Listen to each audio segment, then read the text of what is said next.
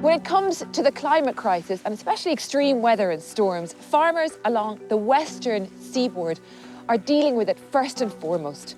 Down here in Dingle in Kerry, they're finding a way to tackle the climate crisis in a hyper-localised regional way. The Dingle Peninsula, which is 48 kilometres long, is the most westerly point on mainland Ireland. Farmers here have long dealt with difficult weather, but climate change is making it altogether more challenging. Siobhan Prendergast farms sheep on the peninsula with her husband and family. To what extent have you felt the impact of the climate crisis and the extreme weather? In the last decade or 15 years even, it's the intensity of the weather that's very noticeable. When the rain comes, you get deluges of rain. When the wind comes, we're getting such intense storm that how to protect ourselves is becoming more and more problematic. There's definitely a huge amount of erosion. Here, a lot of this land in my father and mother-in-law's time would have been farmed. There was a road running along by the fence. I mean, that's extraordinary, yeah. Quite often we have to go and rescue lambs that have gone down the cliff because you just don't realise how much erosion is going on underneath. This is getting worse and worse annually. How are we going to protect ourselves in another 5 or 10 years' time? What sort of weather are we going to be having?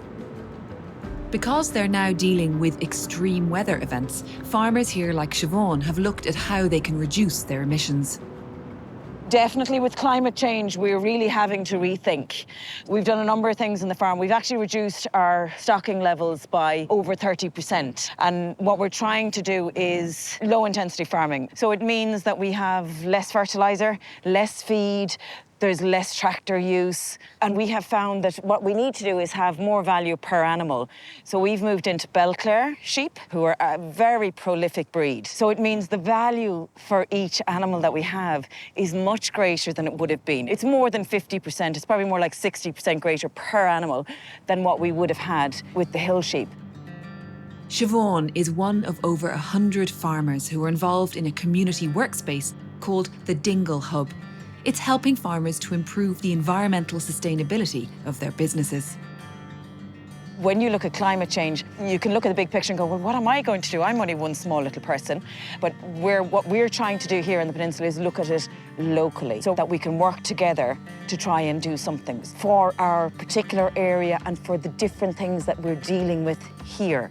We can share our resources, share our knowledge is very important, and we can do things. We're setting a lot of trees, and we continue to do that into the future, and we've got a 10-year plan for that. So we continue to work with farmers are resilient. We'll keep going.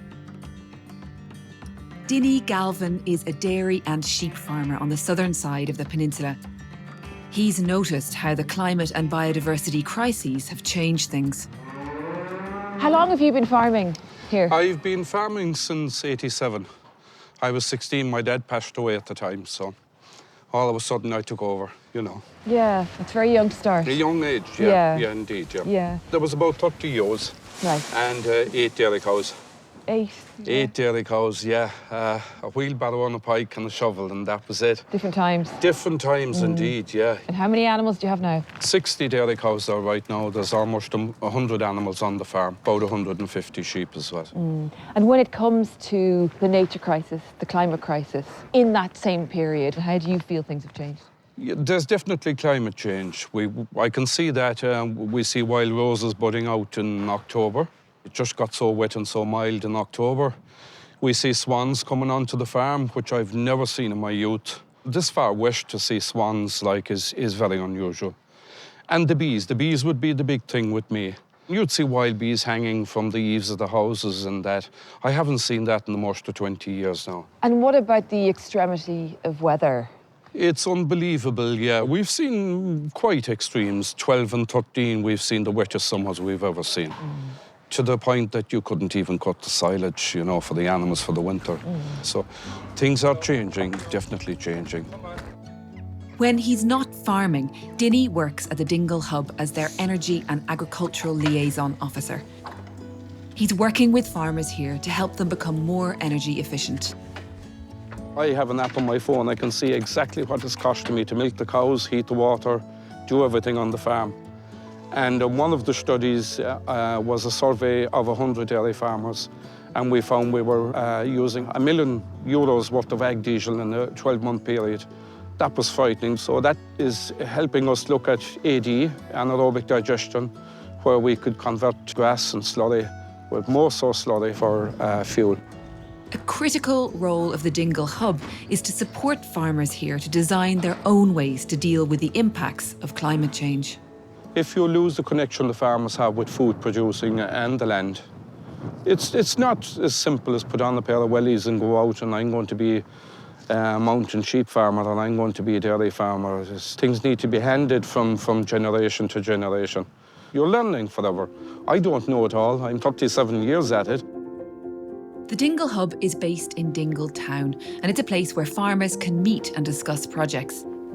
An initiative they're currently running is an EU-funded technology project that uses data to understand the changing weather.